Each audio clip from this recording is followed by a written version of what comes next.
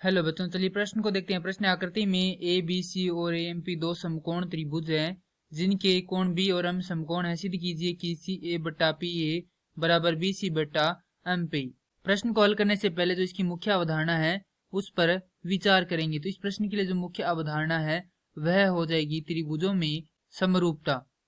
तो यहाँ पर हम जो त्रिभुजों की समरूपता है वह देखेंगे कि क्या होती है। तो किन्हीं दो त्रिभुजों के संगत कोण व संगत भुजाओं का अनुपात बराबर हो तो वे समरूप त्रिभुज होते हैं और उनका यह गुण क्या कहलाता है? समरूपता कहलाता है। अब हमें जो दिया गया है वह लिखते हैं। दिया गया है कि कोण बी व कोण एम क्या है? समकोण है, अर्थात 90 डिग्री के हैं। और दूसरी बात हम यहाँ पर देखें तो त्रिभुज है ए बी सी और ए एम पी। एक तो ये त्रिभुज है ए बी सी और दूसरा त्रिभुज है ए एम पी, ये वाला, जिसमें एम कोण क्या है? यहाँ पर समकोण है। अब इसमें एम कोण समकोण है और इसमें बी कोण समकोण है। अब यहाँ पर देखें तो दोनों ही जो त्रिभुज हैं, एक तो ये वाला और दूसरा ये वाला, तो इनमें ये जो कोण है कोण ए वो क्या दोनों में ही आ रहा है, तो यानी कि ये क्या है? उभयनिष्ठ है। तो यहाँ से जो कोण सर्वांग माफ कीजिए समरूपता की कसौटी से ये दोनों क्या हो गए? समरूप हो गए। तो यहाँ से हम क्या लिख सकते हैं? इनकी भुजाओं का संगत भुजाओं का अनुपात भी क्या होगा? बराबर होगा। तो चलिए इसे लिखते हैं। तो यहाँ पर लिखेंगे सिद्ध करना। तो सिद्ध करने में होगा सी ए बटा पी ए बराबर बी सी बटा एम पी। अब यहाँ पर लिखेंगे हल।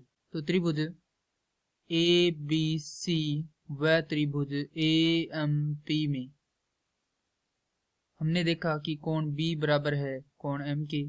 क्यों है? क्योंकि ये दोनों क्या है? 90 डिग्री के कोण है। उसके बाद कोण ए बराबर है कोण ए के। क्यों है? क्योंकि ये दोनों क्या है? उभयनिष्ठ कोण है। ये एक ही कोण है जो क्या दोनों त्रिभुजों में उभयनिष्ठ है। तो यहाँ से हम क्या लिख सकते हैं? कोण सर्वांग माफ कीजिए समरूपता की कसौटी से या कसौटी से क्या है? त्रिभुज ए बी सी समरूप त्रिभुज। अब जो नाम लिखेंगे वह किस अनुसार लिखेंगे? जो इसके संगत कोण है उसके अनुसार ही लिखेंगे। ए कोण किसके बराबर है? ए के बराबर है, तो यहाँ पर लिखेंगे ए। उसके बाद कोण बी किसके बराबर है? एम के, तो यहाँ पर लिखेंगे एम। और क्या बच गया पीछे? तो पी। तो इसका नाम हो जाएगा त्रिभुज ए बी सी समरूप त्रिभुज ए एम पी। अब यहाँ से हम क्या लिख सकते हैं कि जो इसकी संगत भुजाएं हैं उनका अनुपात भी क्या हो? बराबर होगा, अर्थात ए बी बटा ए एम बराबर होगा बी सी बटा एम पी बराबर होगा ए सी बटा ए पी। तो यहाँ से हम देखें तो ये वाला जो अनुपात है उसे हम लेकर चलेंगे। यह अनुपात है बी सी बटा एम पी बराबर, इसे क्या लिख सकते हैं? सी ए बटा पी ए। और यही क्या करना था? हमें सिद्ध करना था, जो कि क्या है? दिया हुआ है। तो यहाँ पर लिखेंगे इति सिद्धम। मैं आशा करता हूँ कि यह प्रश्न आपको समझ में आया होगा। धन्यवाद।